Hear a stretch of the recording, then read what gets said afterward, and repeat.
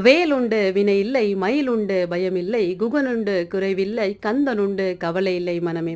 முருக பக்தர் எல்லாருக்குமே ஒரு ஸ்பெஷல் வணக்கம். யார் ஒருவர் முருகரை மனதார உள்ள முருகி நேசிச்சு அவங்கள வந்து வணங்குறாங்களோ, கண்டிப்பா அவங்களோட வாழ்க்கையில எந்த துன்பங்களும், இடையூறும் கண்டிப்பா வராது அப்படின்னு சொல்லுவாங்க. ஏன் அப்படின்னா, முருகர் வந்து யார பார்க்கணும் அப்படின்னு நினைக்கிறாங்களோ, ஒரு தடவ அவங்களோட கடைக்கண் பார்வை நம்ம மேல பட்டுட்டாலோ, நம்மளோட துன்பம் எல்லாமே அப்படியே குறைந்து, நம்ம வாழ்க்கை வந்து நல்லா ஆகும். அதே மாரி தான் இந்த கல்யாண விரதம். இந்த பங்குனி உத்திரம் விரதம் நீங்க இருந்தீங்க அப்படின்னா, இந்த கல்யாண குணநலன்கள் எல்லாமே உங்களுக்கு வாரி வாரி வழங்கப்படும். அதனால தான் இந்த பங்குனி உத்திரத்த வந்து தெய்வீக திருமண நடந்த ஒரு விரத நாள் அப்படின்னு சொல்றாங்க. திருமணம் அப்படின்னாலே ஒரு சந்தோஷம் தான். அந்த திருமணத்துக்கு இருக்கக்கூடிய எல்லா குணநலங்களை எந்த கடவுளா இருந்தாலும், அன்னைக்கேன்னு பார்த்து சிவபெருமானா இருக்கட்டும், பெருமாளா இருக்கட்டும், முருகரா இருக்கட்டும், யாரா இருந்தாலும் நீங்க யார வேண்டினாலும் கண்டிப்பா நீங்க கேட்டது உங்களுக்கு நடக்கும்.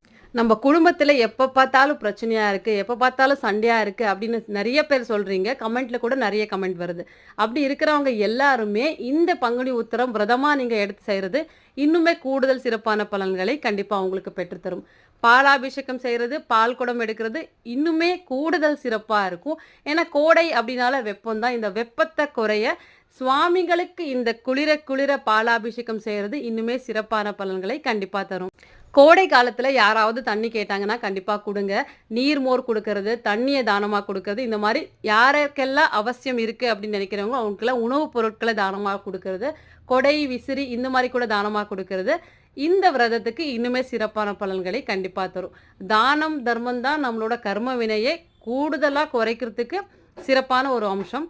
இந்த தான தர்மம் செய்யும்போது பார்த்தீங்கன்னா, நம்மளோட கர்ம வினை நமக்கு தெரியாமலே கொஞ்சம் கொஞ்சமா குறைஞ்சுக்கிட்டே வரும். இது ரொம்ப ரொம்ப முக்கியம் தான்.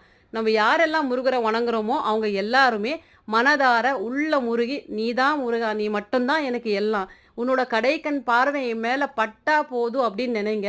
கண்டிப்பா உங்களோட வாழ்க்கையில இருக்கிற எல்லா துன்பங்களும் ஒரு நாள் கண்டிப்பா தீரும்.